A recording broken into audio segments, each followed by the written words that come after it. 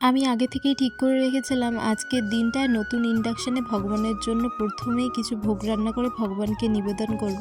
পুজো সম্পূর্ণ করে আমি প্রসাদ পেয়েছিলাম, তারপরে আমি বাইরে কিছু কাজবাজ করছিলাম, তো তখনই দেখলাম প্যান্ডেলের কাকুটা চলে এসেছে।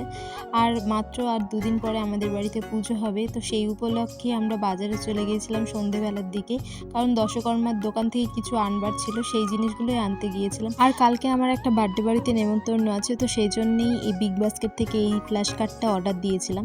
তারপর চলে গিয়েছিলাম দশকর্মার দোকানে এই বড় লিস্টটা দিতে, কারণ এখন তো নিয়ে যাওয়া বাড়িতে সম্ভব না, কারণ আমরা যাবো এখন বাজার কলকাতাতে, কিছু শপিং করবার ছিল। লাস্ট মোমেন্টে তার মনে পড়েছে যে তার একটা প্যান্ট খুবই প্রয়োজন, সে কারণে একটাই প্যান্ট নিয়েছে বলে সে আর ব্যাগ কেনেনি, সেই কারণে এইভাবেই গাড়িতে নিয়ে সে ঘুরছিল। তারপর আমরা চলে যাই কিছু খাবার খাওয়ার জন্য। তো আজকের মতো মিনি ব্লগটা এখানেই শেষ করছি। সকলে ভালো থেকো, সুস্থ থেকো, দেখা হবে পরবর্তী কোনো মিনি ব্লগে। টাটা আজকের জন্য।